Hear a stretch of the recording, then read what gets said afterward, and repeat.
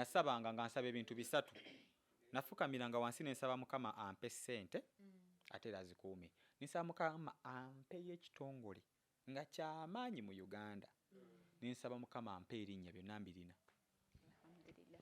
Kakati Mukama ne ntuuka ekisanga nina kumwebaza nakunnyongerako. Neebaza nakunnyongerako. Neewaza abantu amaaso amabi kuba amaaso amabi mangi gantunuulira. Wabula buli lunaku nsaba Mukama nnyambe amaaso ago ganveeko. Muvudde mulaavu. Tumuwe ekitiibwa, saagala kumwogerako ebibi bibaawo n'ebirungi bibaawo, ye laavu bw'etambula. Niye yalina amabina nze bannange amabina. Mpuliranga n'obwongo butambula. Bwe njogera ku mabina ne mpuliranga sibitegeera. Naye gwe omanyi kye bayita omukazi w'amabina gwe. Omukazi ng'alina ebbina teriri mu mpiso nga ddungi bwe riti. Nga liri bwe riti nga kati wali omukazi aba n'ebbina. Sokoseze nze nkulaga. Mawe mba njogera mukola ki? Omukazi ng'alina ebbina wamambadde enkyagago tolina bbina tonyiiga. Omukazi ng'alina ebbina liba lya ssaako bwe riti. Temuli mpiso. Naye gwe omukazi alina ebbina omumanyi. Anti nze akkirizibwa okunziba. Gwe wakanda bana bameka. Mumpe y'omu. Talina bbina. Shasha talina bbina. Shasha Brighton alina ebbina. Ani omulala? Wulira ka Shasha Brighton alina height, alina ebbina, alina kala. Oyo omukazi bw'atakizibwa okunziba. Ani omulala?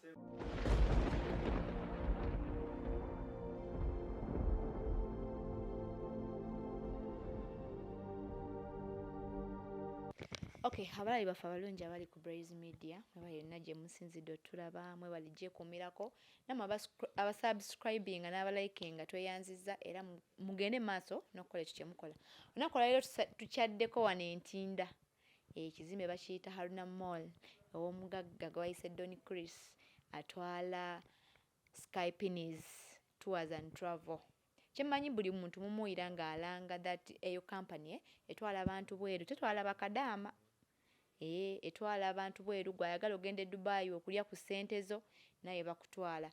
Gwayagala ogende Canada ogenda. So katuwulirize omugagga kyatugamba olunaku olwaleero, tulina kuba tumanya obulamu bwe bwonna. Gye nvudde weewe. Mwenna abali ku TikTok live ye nga temune mutamalayo story mujje mugimalireyo wano. Tusanyusa okulaba ssebo. Kale nange okusanga. Omuntu yandibadde onagamba Don Chris. Who is Don Chris? Ng'oggyeko nti kiri Don Chris. Amannya g'amatuufu y'ani? Yenza asimwe Christian. Asiimwe. Nga microphone. Nga gye njagala okulya. Tugenda jjirya. Okay. Don Chris, tulina story gye twawulirako ng'oyogera ku TikTok. Buli n'ogamba abantu gye nvudde weewe n'ogamba nga bwe wakolerako ku Orange, Club Orange. Club Orange ngimanyi. Wagibeeramuko. Njiraba bulabi. Naye oludde mu kwetega obanga naye ogimanyi. Naye nga nzineetega. Kati wagimanyi. Nedda ngiyitako eri ku kkubo. Ekyaliwo. Baagigala kati. Okay. Don Chris, ojja otya okuyingira e Kampala? Nyingira e Kampala nga n'emyaka 9. Myaka 9.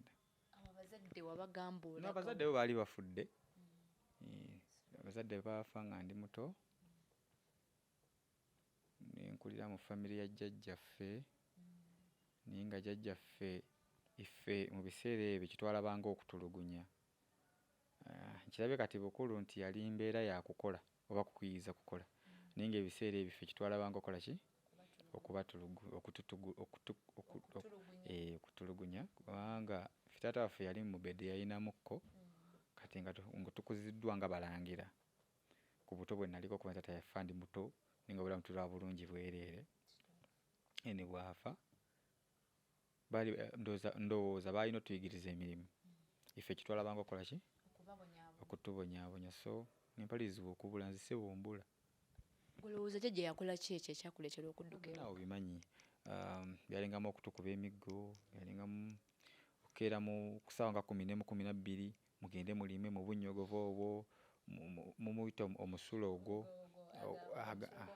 Omusulo gw'okumakya ate nga nze nali musajja nga saagala ddala bintu byakunaaba ebyo.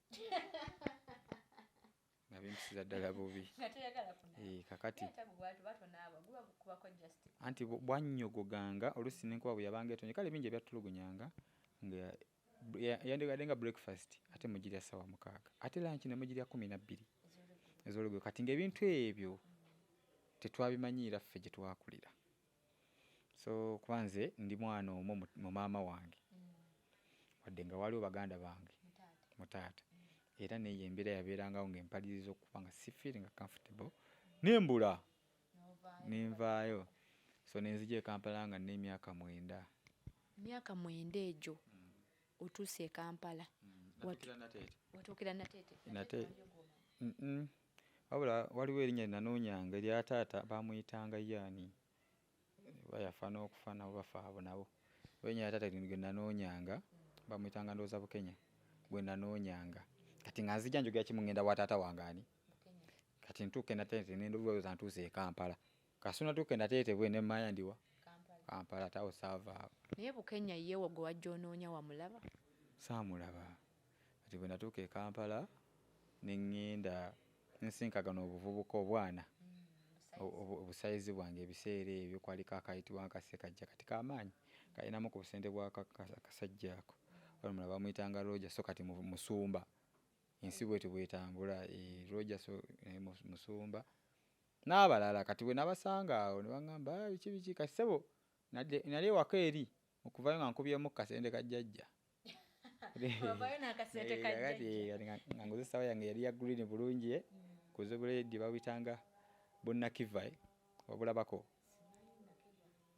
tosiruwala oli mukazi mukulu tewalaba ku Nakiva mwalina TV TV zakajaga mwali muzija nga mwali bagagga wadde muzeeyi yagenda okufa byonna ne babitwala naye ffe twakola ki ekikubonyaabonye bamwalina TV naye kati TV bwe bugagga muzeeyi yafa naye bwe yafa baganda byonna ne babitwala.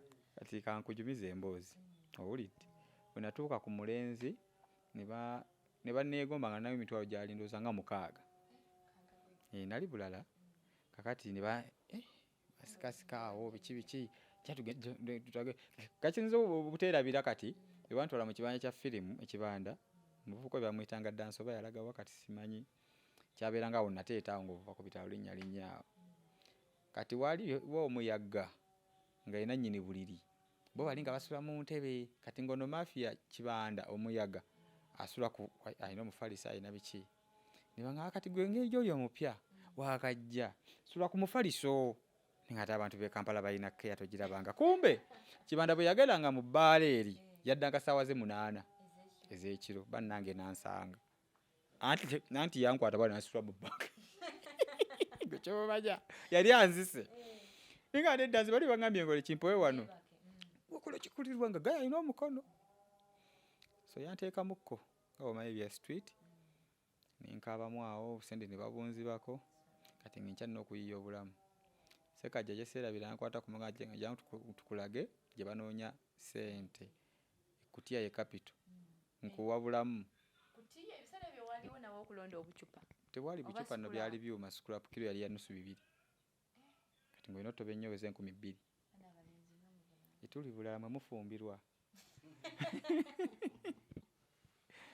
okitegedde ife tetufumbirwa tubonaabona. So mu kusitwagolinga awo nonya scrap biki ebyo tuka ku musajja yafa n'okufa yali bayika bamuyitanga Martin yabeeranga awo Nalukolonge wali Orange County wennyini naye wakati awo so kati ennyumba erimu ddwaliro gagali amakaage wano wali bekeri ya bagitoba lufu biki bekeri ya migaati edikaawo tini wakati gagali amaka ga Martin kwane Orange yeteriweze ennyumba eziriko Orange kwalingako basumaali bebabeerangako kati natuweewo okusula emanju natuweewo twazimba nga kiringa kidaala nga matukola ki mwe tusula. Martin yali musajja mulungi nnyo yali bayika bano ab'ebipiki naye nga musajja mulungi atwabeeranga nga atulabirira nga tatwagala nnyo mu bintu ebyo era ng'okkusanga n'enjaga akuyisa bubi nnyo tabyagala kyova olaba nakulyamu eyo embeera asinywedde enjaga asinywedde sigala asinywedde mwenge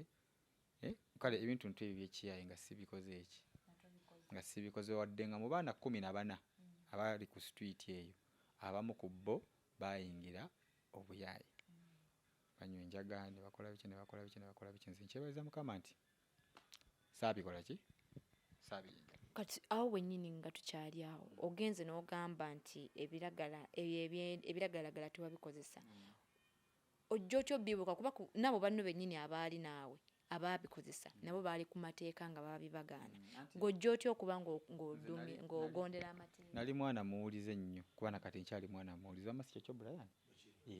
Nali mwana muwulize nnyo nga ntya nnyo kyekyamazima okunkuba kuba nakati ntya okunkuba omukazi yali anzise omukazi nga nkuba emiggo Linako wawasa omukazi soko lindeko tuli ku story ya bulamu gye tuba tuli eriba ya lulala omukazi oyo yali yenkana atya yali munene ng'alina ebbina kati yakubisanga bbina tya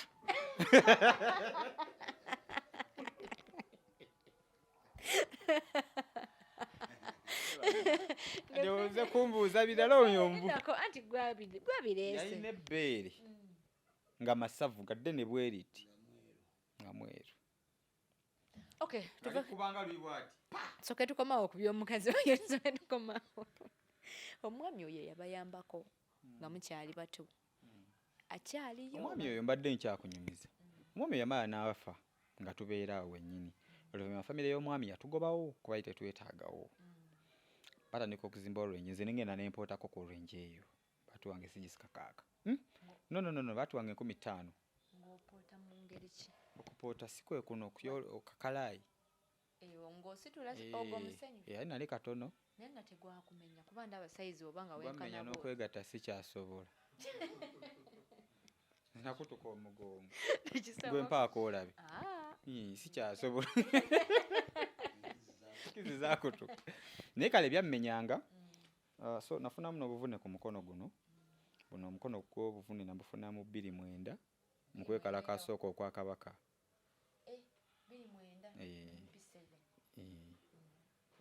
Bankuba kaso naye wali omu kubeekalakaasa oba gwe wali odduka jjukira nze nali muto mu kibuga simanyi byakwekalakaasa bibeera kati nali nziruka so omusirikale n'awoba omuggo ankuba omukono gwe sobola kusitula bizito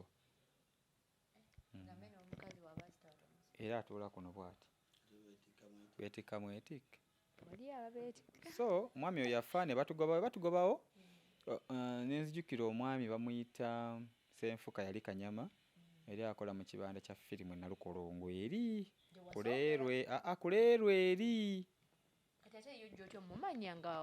kiraba oba ku street olaba firimu ntegeera bulungi bw'omala okunoonya scrap ogenda mu kibanda kya firimu n'ovaayo ssaawa 4 n'ogenda ne weebaka yonna gy'osuze mukama gye yakuwa. So Brian embeze ekkutteko ogenze kikula olina omutwe omunene kakati gaayo oyo munnyonnyola yali Kanyama bw'ati naye gaayi ng'alina ekisa aŋŋamba kati obadde osula ku street kati kankuwa ekibanda kya firimu oba okola ki ate nkusasulenga n'enkumi mmeka 5 kati nga mu kibanda ogenda ssulamu nga mukuumi nkuume TV na biki okitegedde nkuwenga enkumi mmeka 5 buli lunaku. Naye ku sayizi gye wali wenkana yakwesiga atya okukumisa ekibanda kyesigambye ekisa n'ekitiibwa kiva eri Mukama yoyo mbiggamba nze teri yali nzija ku Mukama tegedde bulungi ekitiibwa n'ettendo byali birina omuddira kuba nange nakyebuuza ntandika osusulamu ng'era buli lunaku nfuna effite kitegeeza nalina okwesonyiwa scrap nfunenga 5000 so kiri nenkireka kubanga n'ono yanjagala nga ndi muyonjo era nga ndi smart nga biri nina obbireka nzire mu bino ntegeerekeka nenguta nensigala mu kusiiba nga mu kibanda nga nkuuma kati lunaku lumu kwaliko omupiira nga gwa kiro nnyo so biggwa byonna neebaka omubbi ajja bba DVD akati nali bulala nze manyi nze mpimamu mangu nnyo bwe nakeera ku makya nga DVD bwe nkwatakwata sikola ki nakeera kuyotta nenjotta nenga musajja ye Kanyama akutuulako n'ofootoka neŋŋenda kumbe bambi ne Kanyama nawulira mbu oluvannyuma omubbi bamukwata enkeerawo olwo nze nga maze okuyotta bo bayisamu eggalo mu 2 ne bakola ki ne bamukwata. Nze mu kuyotta eyo gye nayottera nina okuddamu okupanga obulamu buto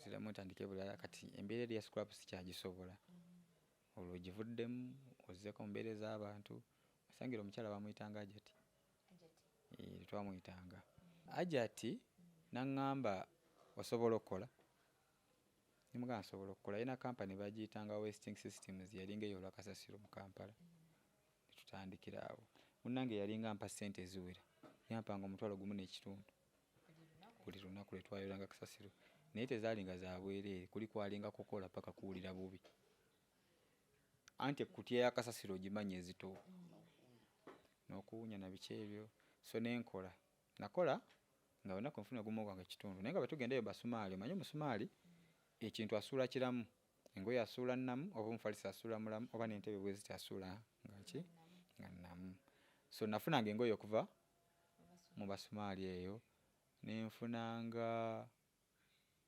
engatto okuva mu basumaali nafunanga ebintu bingi okuva mu basumaali eyo ebyannyambanga okutambuza obuki olwo so nakolayo akaseera kaali katono nembikoba kuba byali biwunya n'okuwunya biwunya nnyo naye saatanga mulimu nga sirina wenzira ntegeera buki buli kanaddira obusente obwo nensuubulamu sikatisi z'abakyala nasuubulanga 2,000 ku 1,000 oba 3,000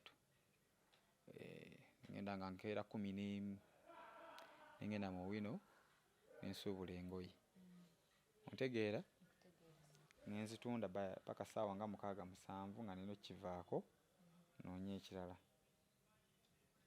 Engoye ogambye wazisuubulanga 2,000 nasonda 5,000 ku mutwalo nga mba kutte layini n'ekyebiri ogigula nalina okwongeramu logiki ngatteko engatto ng'olugoye lusuubula nnusu 1,000 yes ntunda omutwalo nga n'ekyebiri ndikuba kubanga bwe wakeeranga ku makya wasanga nga basaze fasiti nga fasiti wa bbeeyi wa 3,000 kuba nawe akoko oyambadde kabbiri si kabbiri ati bwe bwera bwe twatunda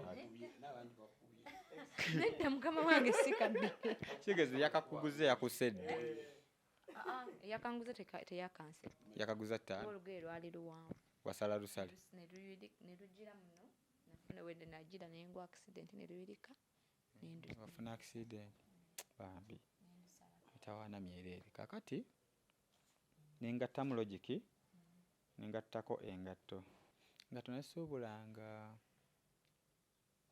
wakati w'omutwalo 15,000 kale kisinziira so nembikola ebyo byonna nentunda engatto nentunda engoye nembikola nebikola ki nebigwayo nebigwayo kati mu kutunda engoye gye nasangira akawala ke bayita kalwekyo kali kawala kalungi kakeeru naye nga nako katunda ngoye tekayina mabina saagala oseke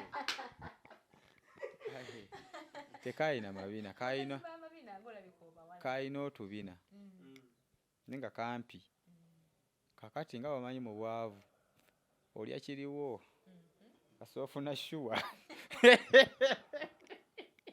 ng'ogenda n'eyo kasoba mwavu kyofunye kyolya tososola shuwa so jjukira nze bino byonna mbikoze kasasiro bikingoye naye nga nsula wakacali kane kandawula kate nga nono omuwala asula wa sisita we katukutte tubyekoze byonna mutaddemu olubuto sisita wa mugobye sisita we bwamugoba sina wamuteeka newandawula sisobola kubeerayo kati lindako olwo ofunisa omwala olubuto ng'olwo oli mu myaka emeka bw'oba ofunisa olubuto oba olina emyaka emeka kati ebyabalenzi kati bireke namufunisa olubuto ku myaka emeka simanyi kuba otugambye wava mu kyalo semyaka osubidde byonna byonna nabikolera mwaka gumu si mwaka gumu kakitegeeza nalina emyaka 9 ku myaka 13 14 13 nagosa ofunisa omukazi olubuto n'owe12 alikufunisa ife abasajja tuli bulala twabikola dda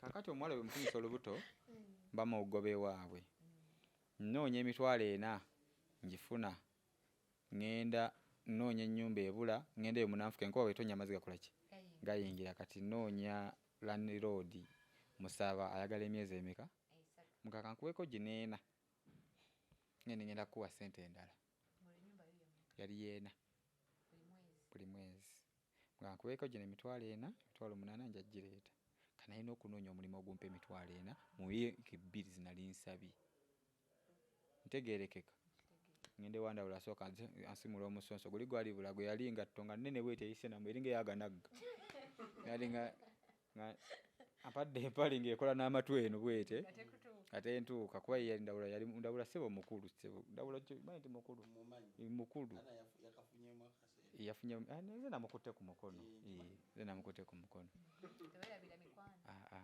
ampe engatto ndawula yali asiiganja naye yali bulala kati ngenda nsaba omulimu manager osimanyi gye yadda naye waba gyali yonna mukama muomuki wa orange nayingira orange ekifo nga kya bbeeyi ebiseera ebyo orange ng'enyirira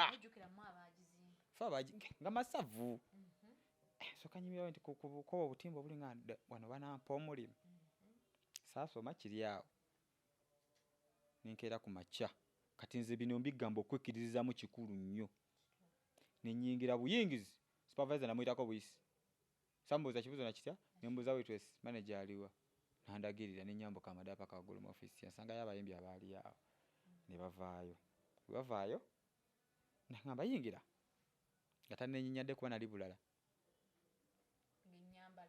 gambye nga engatto nga naye nga n'okuwunya ewunya nga nemba ndono giwulira nti ewunya gwe engatto yandawula yali y'amaanyi era ndawula akimanyi engatto ye era tubala twogera ku ngatto ye tuseka yali yaddala gayi nanzikiriza nemusaba nemugamba njagala nsabakokko ku mulimu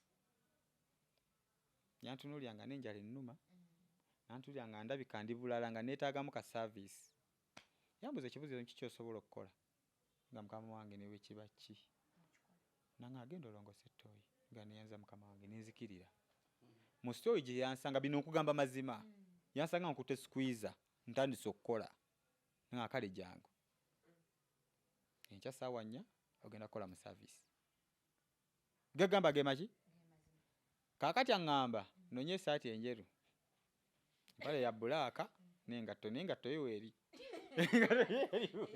eyandawula kati nga n'empale eyandawula weeri ya bulaaka nina okunoonya ki esaati nemusaba nga ati sibampa uniform siina saati asiina wajjijja nimusaba nampa omulimu nga siina kabwakulizo konna antadde mbowitness naye sebo kavubuka kato nga ndi mulungi ali mweru kati na fedinga nali mata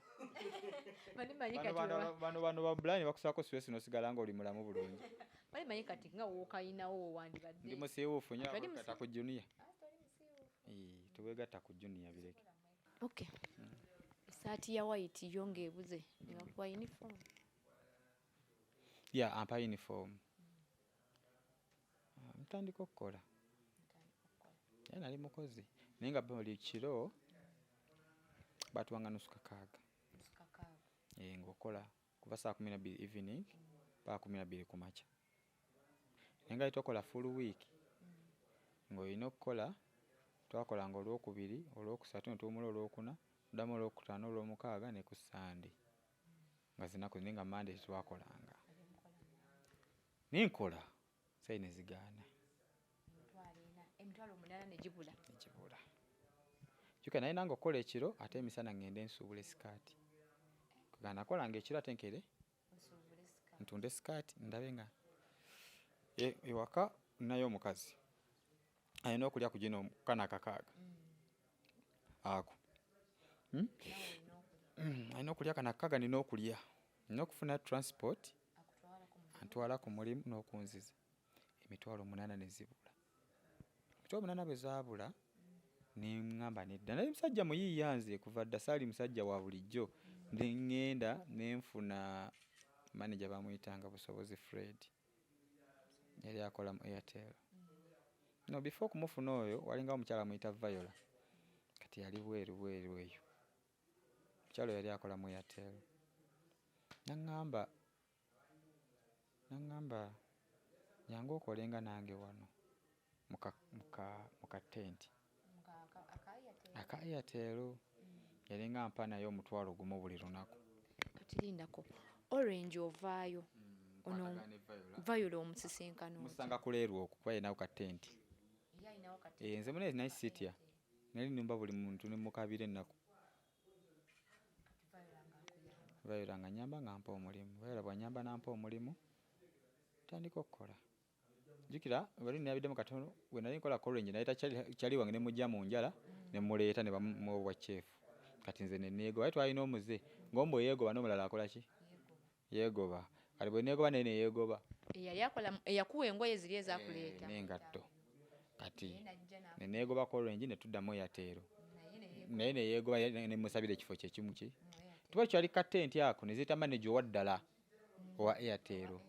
Oyo n'atuwa omulimu ogwa ddala nga tusasulwa kuva mu kampani. Kati yabalekaawo ku tenti oba yafune? Yatukanga ku tenti nga tumubalansinga sente ze bonna nga tufuna commission. Kati ate yali akolawo? Fayiro atulekanga ku tenti nga ye abeera waka. Airtel ebiseera bye yalina ekibayitanga freelancer nga nawe osooka okozesa abantu b'oyagala. Kasooka okuŋŋanya commission. Kati naye kye yakolanga. Tuba tuli awo manager asappulayinga simu kadi ne tumulaba n'atuwa omulimu ogwa ddala. N'atuwa ne simu cards. N'atuwa n'amasimu ze gwe kusooka okukwata ku smartphone nga bagimpadde bwinga ya Airtel. Okay, kati no Airtel ne bakuwa essimu ya smart. Nitandika okukola ne babitusomesa registration ebiki ne tukola. Tuba tukyalimu Airtel awo office eyo nejja neetubbayo. Tuba tukyali awo Vodafone neetubbayo. Nga bonna tebasasula nga tulina kudda mu Airtel. Kati mwakomekereza Airtel yeewangu. Yeewangudde. So nagikoleramu ddala okumala akaseera. Tukola. Ntalaga amawanga gano aga Uganda. Andi mu Airtel. Nekiggwa. Ojja kubuuza otandika otya okufuna ideas. Anyway, sooka olindeko. Tetunnaba kuddamu kuwulira ku mukyala. Awo wonna we wayingirira mu Airtel. Omukyala yanoba. Wayingira mu Airtel biki? Omukyala ndio yatugoba. Omukyala n'agana ko sula wa Pastor Tom n'olubuto ne balujjamu. N'alujjamu. Naye yali idea y'okulujjamu oba yali mukwano. Gwiri embeera yali bulala. Twanti Brian mwavu. Ne twali baavu. Nze kubuli. Wamogo omutwe. Ngayo mweweto ke kakajja wabula ya. Ebyaddala. Ande la yembeera yeeyo. Bamuyitanga Douglas. Twakuyi alinga akolamu MTN. Nze nkolamu Airtel. Kakati kanyumba nyumizeyo kana akabozi. Tugende ebusoge eyo. Kwa twakubanga tuwa. Natunda simu cards biki. Tugende ebusoge eyo. Asanga abakyala batuddawo biki. Abaguza line ye MTN bulungi agirigisa nga biki mwakikola bulungi. Kati mu Luganda mmwe mwina kye mugamba tuli ku mudido. Namuga guza line kati tuli ku mudido. Yamuga abula kati mmwe muli ku mudindo. Nawandika ekigalaati. Ekigambo tekiri mu lusoga. Muli ku biki? Kakati bonna basooka ne basiriikirira bwe bati. Muna kyokobeire okitegeire. Nakati masavu nga kyategeeza. Kati munange ebyaggwera nga bamugobyewo misinde gyali miranga. Yali awemula naye nga ye tamanyi kuba ate yali munyankole. Okategedde yali munyankole n'abagamba bali ku mudindo gwennyini. So kale eyo n'embya twagiyitamu embi n'ennungi ne binnema. Mukazi n'agaana okkiriza. Tete yalina amabina nga sina kulemeramu mwenye mukazi wa atalina amabina tolemera ku. Kale tuleke ku kyamabina naye nga ye mukazi waliyo kyovola abolemezaamu. Waliyo omwagala wali tomwagala. Ano mukazi nedda oba mwavu lya kiriwo. Kikasa shuwejja. Gobadde okimanyi oba mwavu wasaaliwo.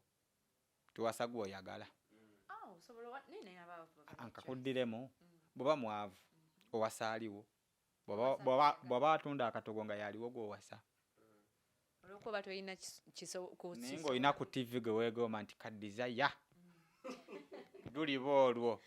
Bane Mukama n'akikuwa n'okikuba olya nga desire ali mu ntebe zo mu ofiisa ze. Okategedde bwe bulamu bwe tukola ki? Bw'oba mwavu owasa akola ki? Kubanze bwe nali mwavu anti mama omwana wange yali bulala. Ninga tewali kyakwa nakati mutunako nga ne wina amanyi ntero jerega nga ye olowooza nali ndaba wa. Yazalira kana nze mwana masavu yazala munze si yanzalira. mwana masavu naye kati omukyalo oyo akyaliyo gyali bamuyita Margaret teyejjusa nti kale singa nazaala mwana teyejjusa kuba ntiro mubeeramu mu bimu byayagala muyambako teyejjusa ese ebisinga nze omukazi newe mba nkwagadde nozaala buzaazi mwana nga tetwewasizza nkubeeramu so mubeeramu okay nga tuzzeeyo ku Airtel kola mu Airtel ozunze mu kampuni eno kampuni eyo maze okomyewo kakati nno tenazungako nno kati kikwewuunyisa awo sebo nayinamu akanyama boy ng'ate ndawula lusonjogo nange simanyi kuba kyenzijukira mwanyawo ng'ovubuka awo ejo abagisembe bagibubuka baba bakabaka tugenda ku family roof erina nateete nsaba omulimu basibagira migaati kati kakunyumiza eyo sitwe togenda kufa twagana ndawula lusonjogo ndawula gwe tojja kufuna mulimu ne bamugoba gano alina mwaka bapimanga bati omukono ne bampa omulimu kati ngaze banyo okole saa 10 na mmeka kumbe okole saa 2 bobbeka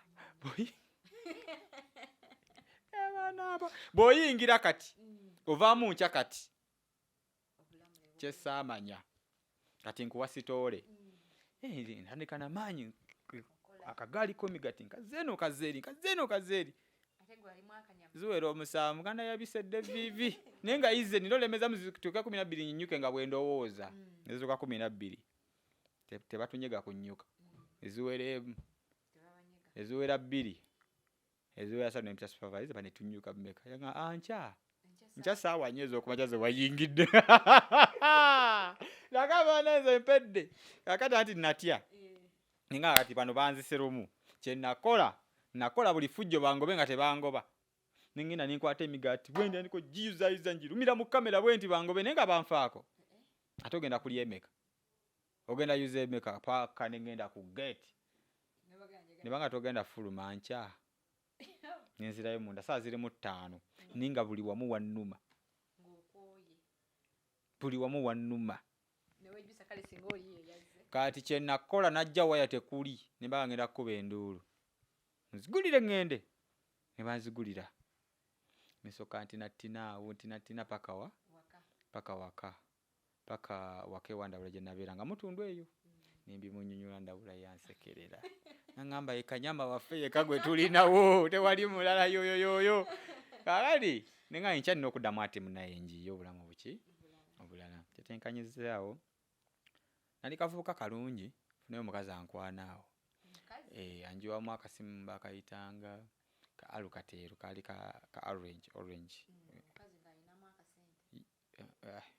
bwe nalowooza waba esudiyanga bwe nakola ki bwe nalowooza sanga njiyemu awo kaalukateero akati mba nvamu owino bwenti ninyanyawo bayitangawo ku blue room nakati bakyayitawo ku blue room banenga mu ggaali bakoona nze ngumi simu ne bazitwala n'obusente n'obusente bwe nali ngenza osuubuza kakati awo anti boda olovudde bivaamu ninzira mu kusuubula awo nookyanoonya bulamu mwana bankuba ebikonde nafuna boda okunziza emutundu era ndawula yasasula eza boda kati ndawula paka kati agamba kuba yagitanga blue room mbugalwala gammeketa bwekuba bankuba ebikonde ng'amakulu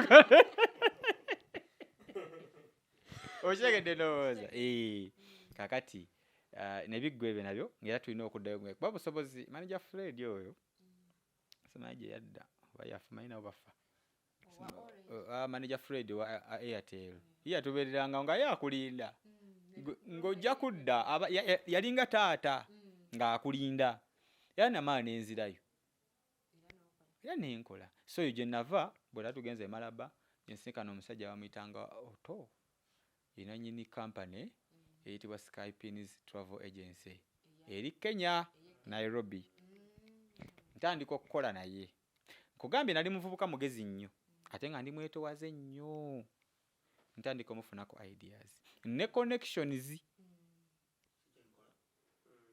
kweli musajja mubi nnyo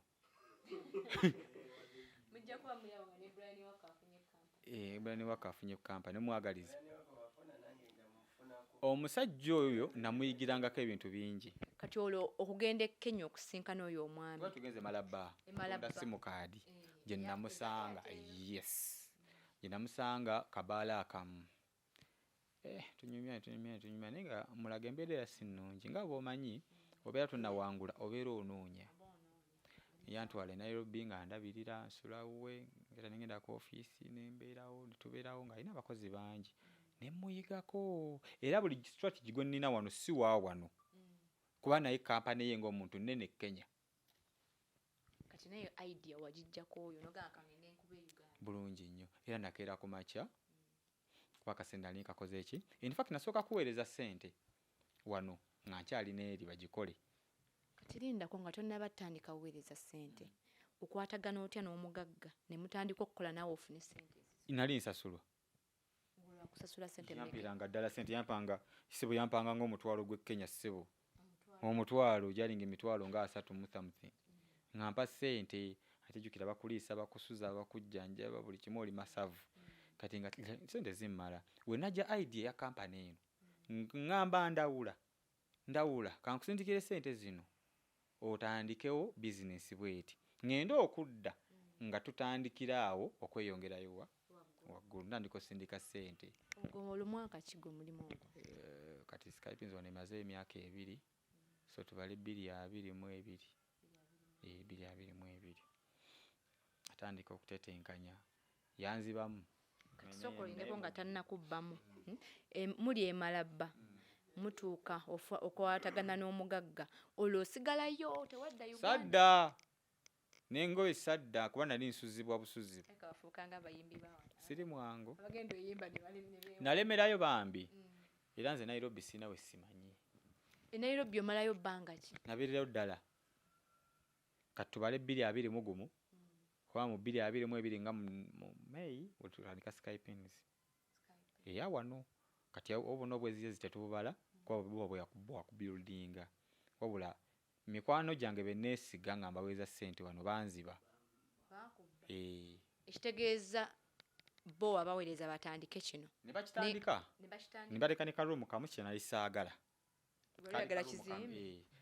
nali batandika ne karumu kamu kye nali sikola ki kye nali saagala so ne bakola akarumu kaabwe ate ne baleka nga okubba ssente ez'abantu ne tulanga tukola ki naye nga wenveeri n'enkomawo wano mbabuuza mani tetukola nti bannaye bosi ebintu kakati tumungu ambushi nagwa bubi nga bawandiika dda abakozi tebammanyi buli kimu nga kyali bulala bannange ngenda okebera obulungi nga bakubye ssente naye nenzikiriza olondawula si ono kyaliwo yoyo yennyini yoyo mali manyi mwandibadde mukwatagana ati kakati yali Muganda omuganda abaganda kasalamu yali Muganda Omuganda muntu mulungi nnyo naye aba bulala bw'atabukamu atabukamu era yatabukamu ne ba emiliyoni za ali 65 zinali fandingira ndowooza emyezi ng'ena nga ndi ku ssente ndi fandinga naye nga nze nina ekirooto Skypings ziruli kyaneebeera Skypings jjukira nalina connection by then natandika file nziweereza na Kenya nga sinabafuna connection yawo otegera bulungi nalina connection ninkoba nenga kanetulye mu kintu kyange awo nanga temundaba nenga wendi kati before okujja okukituulamu naye nga bo abantu be baali bajjako ssente baali babatwala oba kati gwe obukadde obusatu bukutwalawo babajjangako obukadde busatu kati nenzirifandinga zonna ekigete nenzirifandinga zonna nembirudinga Skypings n'omutima gumu nga nkikola kukakasa kuba namugamba ndawula sigenda kukusiba oli kyali wange okumala emyaka 10 n'emeka sina kyesobola kukola kuba ne bwe nakusiba nze ngenda okujjirayo si bwe namugamba yes nga ne bwe nakusiba nze ngenda okukola ki ndawula nkutadde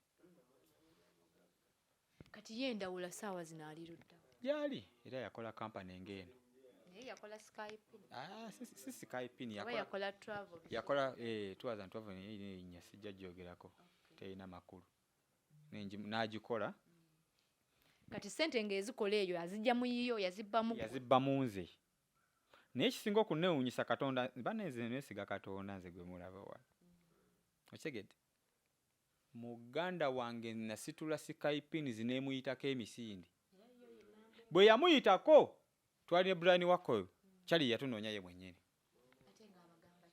anoonya kwetonda ng'anoonya kwetonda kati we yeetonda olwo ne kampuni neeyinzituka anti ne tumusonyiwa ne mugamba munnange ne tumugulira n'emmotoka saamugulira mmotoka namwongerezaako okumulaga nti nze wanziba naye ndi lofiiti singa abantu bonna no baba lofiiti ne bannayuganda nabo batama wali abaganda nabo bakutama nze ndi musajja munyankole nze asiimwe Christian yes kitegedde bulungi ndi muki anyway nina interview emu gye nalaba oyogera ku mukyala owakabina sigenda genda omukyala oyo gwe wateeka ennyo ku mutima omukyala ongenda muwa ekitiibwa kye sigenda mwogerako tudde ku mboozi endala ekituufu alina bye yakola ebirungi n'ebibi si bwe kiri wama Brian yes gwe okundaba gwe nabano bonna okundaba yali mukyala oyo n'omupiira ssebo gwe neesaze yagugula awo kwa Akashiya ssebo kitege ex wange yagigula kakadde ka ssente kwatako ogumemu oguwulira gw'osobola ogugulya boyfriend kati okola nze boyfriend wange nsobola omugula guguno gulabe guzuminga abantu bagulabe guguno ene sawo gyali ku mukono eri iPhone 4.5mm yagigula iPhone ni boche naye nga abigula mu mbeera eyo omukwano gwe twali mfe twali yakwagala kudda oba yabigula nga tukyali mulaavu so tetumwogerako tukyali mulaavu bane manyi yabigula nga muvudde mulaavu tumuwe ekitiibwa saagala kumwogerako ebibi bibaawo n'ebirungi bibaawo ye laavu bwetambula niye yalina amabina nze bannanga amabina mpuliranga n'obwongo butambula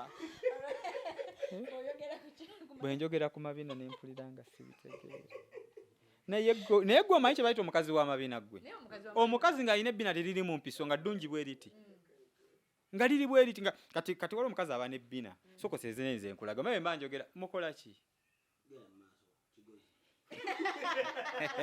omukazi ng'alina ebbina wamambadde nkyaga gwe tolina bbina tonyiiga omukazi ng'alina ebbina liba lya ssaako bwe riti temuli mpiso naye gwe omukazi alina ebbina omumanyi anti nze akkirizibwa okunziba gwe wakanda bana bameka mumpe ey'omu talina bbina Shasha talina bbina Shasha Brighton alina ebbina ani omulala wulira ka Shasha Brighton alina height alina ebbina alina kala oyo omukazi bw'atakizibwa okunziba ani omulala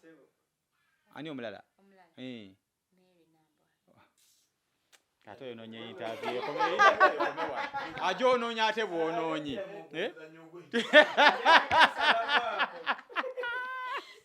tokasalamu muteekeyo n'ekifaananyi kye nambwayo twali kanize kamesolo ya nambwayo twali emalaba ku show omwana nasooka agenda mu botiiki bannaye n'agula akawero okategedde kakanizo bamba zinemu ne bwe yakolanga kugambye twaseka tetumugana nambwayo gira obireka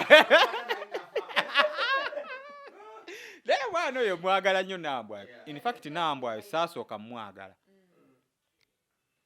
nga nkubulira amazima ntegeeza ku friendship saasooka mwagala ninda natuuka ne mwagala bwagazi amabina gali gwe manyi kye bayita amabina gwe oyagadde ku mukazi w'amabina omukazi w'amabina agali bwegati saako ate muli mpiso nga mweru alina ebbeere bwetyo akizibwa okunziba nga munyarwanda liri bwe riti wali olirabyeko omukyalo oyo ayimiridde era bbaawo aliisa buti bbaawo aliisa buti ebya Sasha tubireke alina omusajja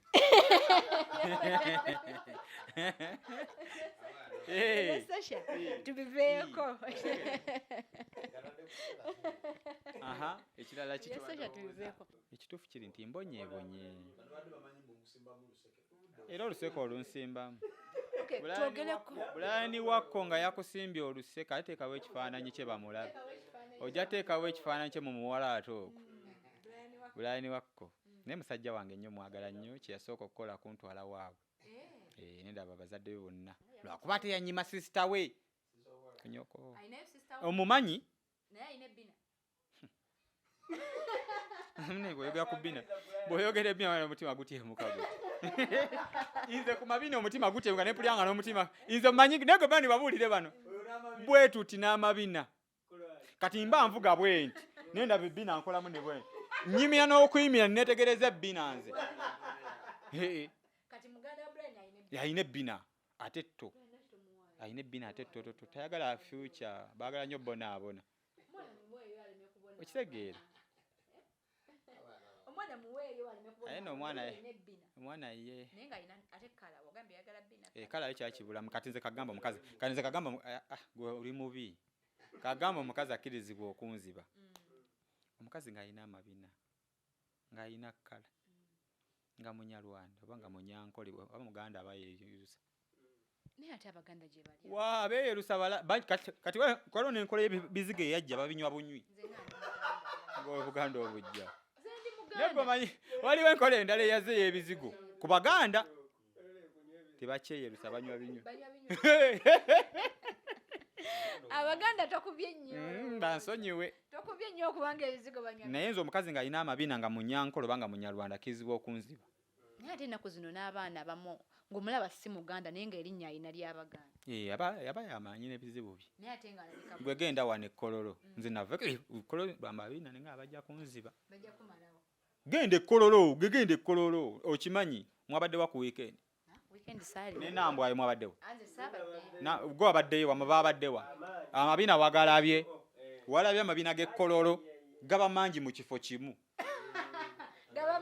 mu kifo kimu kati nga tosobola kusonga nti obali omu aba alina kyasinga munne waliwo gw'osanga ng'alina amabina nga talina kkala atwogera ku kkala nze abakazi mbawa amagezi bagwe mu bikebe naye lwaki mwagala nnyo abakazi abalina kkala anti kakati naawe tunuulira emmotoka Range Rover etulamu omukazi atalina kabina kati ate omukazi ng'alina akabina naye nga talina kkala agwe mu kizigo amakinge mugenda kwekoza abaana b'abandi ebintu oba tolina kkala ng'oli muddugavu naye ng'olina amabina agwa mu kizigo naye ate waliyo oli nga muddugavu naye nga mulungi ku lulwo nze njogedde ku kkala nze n'amabina tuli tuti kintu kibagambe nze kati waliwo omukazi abeera alina figa bw'ati nga yakavingamu wano bwati wano n'akola ebbina nga sikkole manyi abaganda muli bayaayi n'amabina mugakola mwe muli bulala abaganda naye lumu nja kujja n'empiso bwenti lumu nja kujja n'empiso gamba eggwani nze nanki nga nkufumita ku bbina wetti ndikole bweti ligweyo sigazi lubaawo bwe ruti ebyo gwamanyi n'ebizibu byo nze simumanyi ate mumanyi munauganda ayimba wano ate simumanyi we ogambye abakazi abalina ebbina naye nga kati waliwo omukyala bamuyita Lydia Jasmine alina ebbina lye ate alina kkala y'essimu eru kati tugambe oyo ye bw'omusanga alina bbaawe sigambye anti sijja mumusanga bbaawe yani gwe tomumanyi kati mukubira omubuuze Lydia wama bbaawe yani ajja mukugamba abaana wano ssebo abaana abayimbi wano ssebo kati waliwo akayimbi wano nakubira kajja kunneetega kankaleke si kyekyo wamma kajja gamba Doni Chris anjogeddeko katukaleke naye kaamaanyi oli muyaaye sipayisi w'amaanyi naye ba nekyogereko birungo w'amaanyi kaamaanyi tusaidi ya looja kaamaanyi nnyo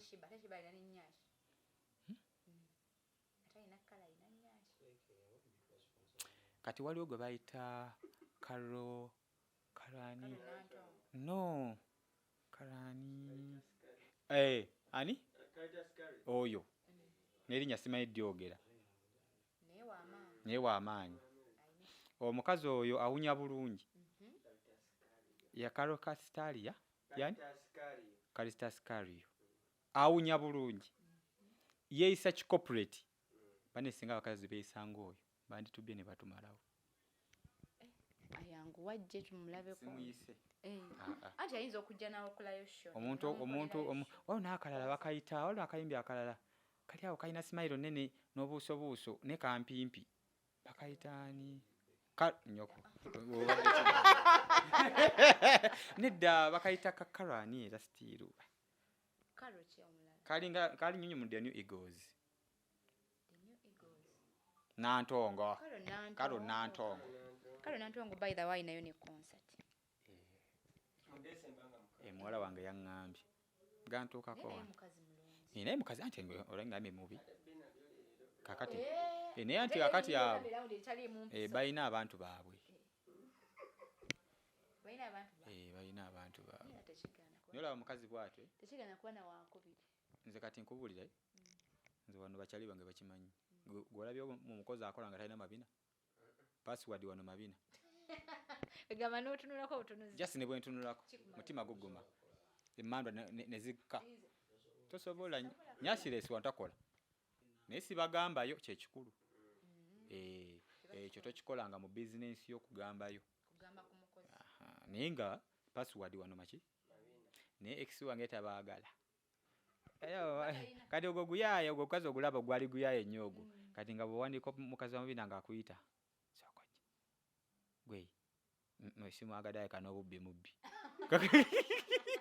kyali nga kiyaye nga kikubawo koodi awo kati gwe genda bosi takwagadde nga ngobera ddala naye kati ndya butaala ndi muwulu omukulu Don Chris ali singo naye tayagala batalina mabina ekyo nakyo kwekiri kati kagambe ebintu byenjagala naawe toyokya olina okuba nga olina omukazi ng'olina amabina olina figa olina kati wulira kano ng'olinamu ku ssente gambye ex wuuno omukazi ali mu obina agenda gigula ddi kakadde kaakino we capital way agenda gigula ddi wanookka wendi wuliriza wanookka wendi ebintu bya ex wange byendimu tekuli mpale tekuli saati ndi mu bukadde 240 essaawa n'engatto tekuli mpale tekuli saati ex yagula bw'onsanga ogamba bosi ofulumye naye nga ex yakola kwatako ogumemu yongera okwateko omutima tegukuliimu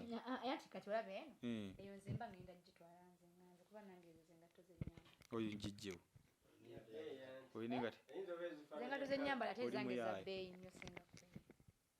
ng'ozijja wayiza obubbi okolawo nkola mawulire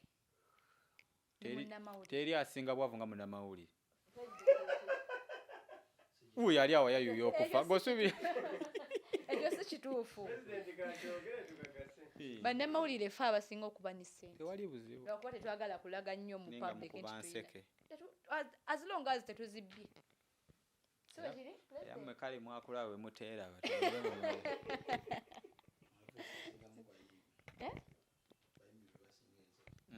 abayimbi basinga okuba ku b'enseke naye ate ffe bannamawulire otuwaayo obadde olina by'obuuza ebirala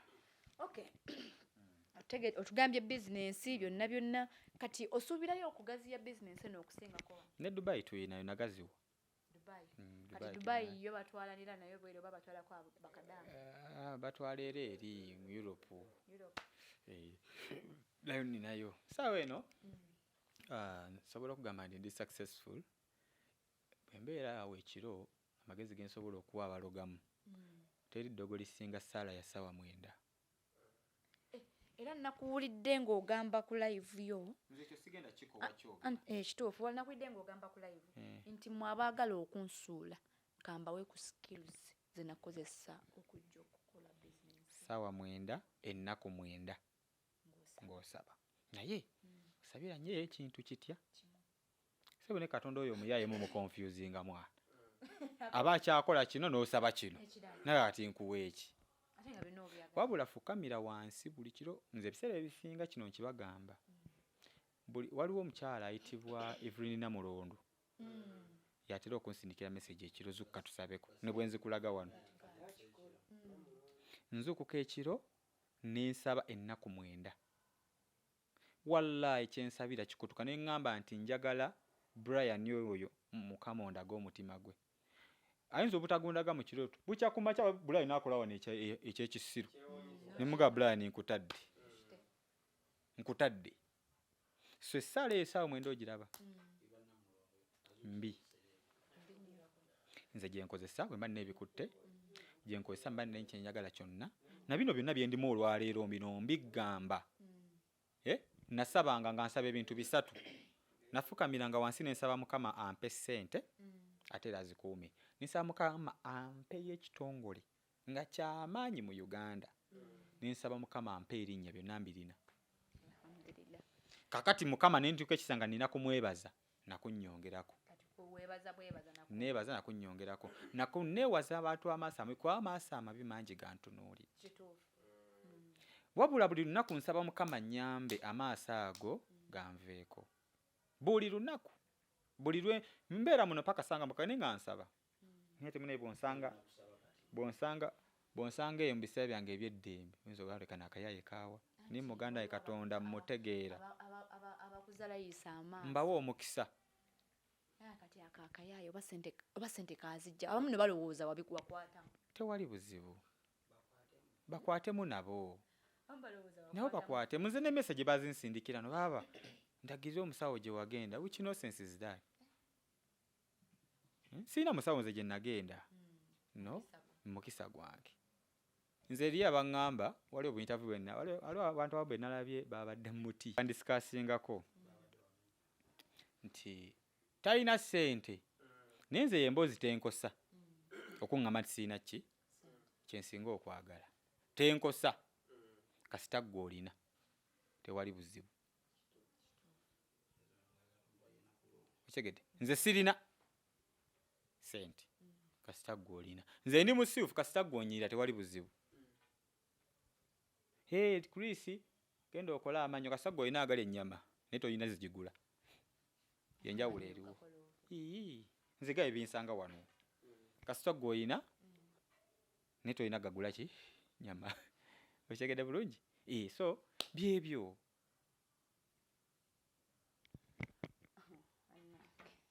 bintu bingi ate biwanvu naye nga bambi mwenna abantu abali eyo nga omanyi nti toyina naye ng'olwanisa abalina baitha okimanyi nti ekyo naye ekyo kino kyo kiba kika kya nnugu kati ebika by'ennugu biri bisatu lwaki bayita nnugu leesi nnugu bantoni n'ennuguyo n'ennuguyo bintu bibeka bisatu Okay, tulaba ogaba nnyo ssente baitha twalako ng'owa Kenzo ssente empitirivu wadde abayimbi bangi n'abantu ababulijjo abamu obawa nga si wa kamera watiifu zikeera ku makya neziggwa gwe guba omukisa gwange ye tayimu yaazo yeyo be tayimu yaazo naye weerabira kino kimu ente tekogganga pusi ne bwenjavuwala savuwala nga ggwe nsigazaamu properties ate era ne bayibuli egamba ememe gabagaba segedde bulungi gwe toyagala gabako ozijjewo okisegedde okisegedde so ngabako kubanga nina properties zange ezimpa ssente nze ndirandiroodi nina apartment nina bizinensi ntunda ennyumba nkola kusobola okunzigwa kukyandiba ekizibu kyensobola okugamba ate nga n'apartiment zenina nzibu zakumanya we ziri naye nga buli apartiment gyenina buli lumu ya bukadde 2 so ne bwemba sikola nga ne Skype zitekola nga ndi waka nsigala nina ssente kyova olaba ente tekogganga kapa okay tulaba nga abagagga abasinga batambula ne security ne babatandika n'osindika abantu muddeeri tebaagala batuukirire mugagga naye gwe tukolako na babodyguard bonna kubanga sina bodyguard tekitegeeza nti sirina security nze naba private guards buli wembeera ne tusobola balaba wabula obuzibu buli nti jangu ng'ozze kunkolako ataaka naye mbeera mu bantu ab'enjawulo ntegedde bulungi mbeera mu bantu ab'enjawulo kubanga abantu abo gye nava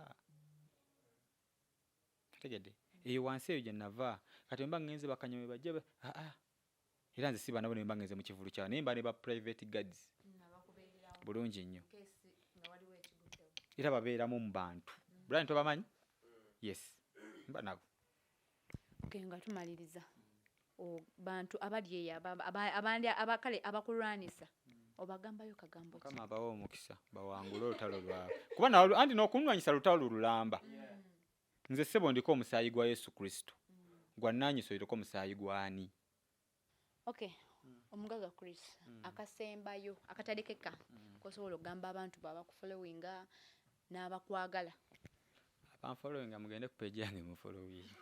Musobola kumfollowingira ku boda oba ku taxi. Don Chris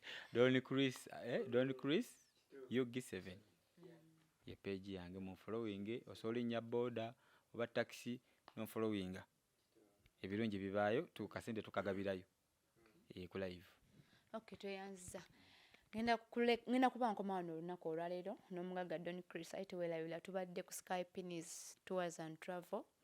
Mwabagala ogenda ebweru, oyagala genda Canada, oyagala genda ku trip e Dubai, byonna wano kiba kiggwa. Ate era nga tuweelabira nti tubadde wano Entinda Kwaluna Mall ku level 3, byonna ojja kuba obisangawo wano. Si babbi mwe muddeyo ne bababba. Ne kasita ofollowinga no likinga Blaze Media byonna ojja kuba obitegeera. Sigadde nze Teshete official. Bye.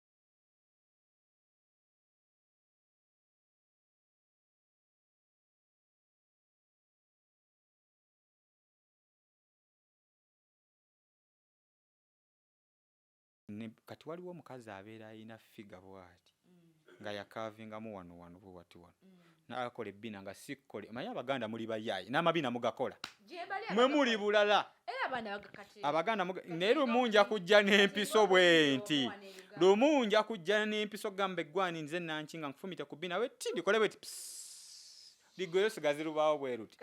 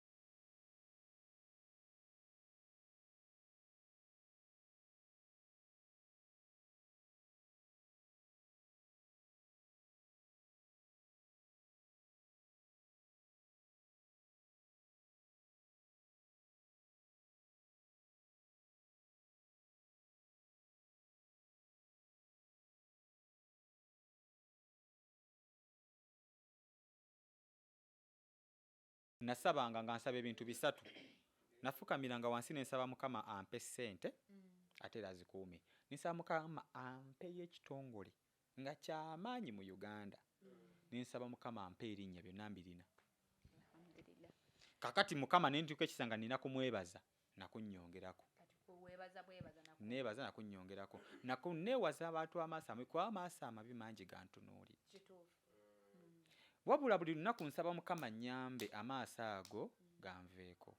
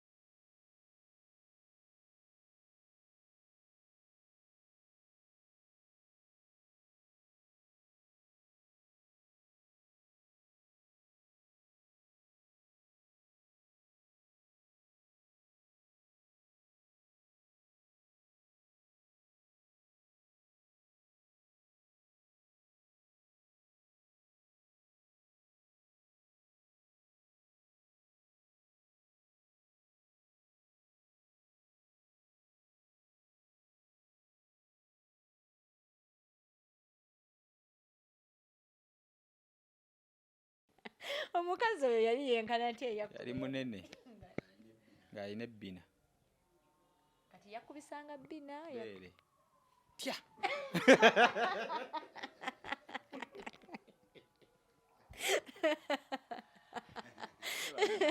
Ndowooza kumbuuza birala oyo mbu. Anti gwabireese. Yalina ebbeere nga masavu gadde ne bwe riti nga mweru.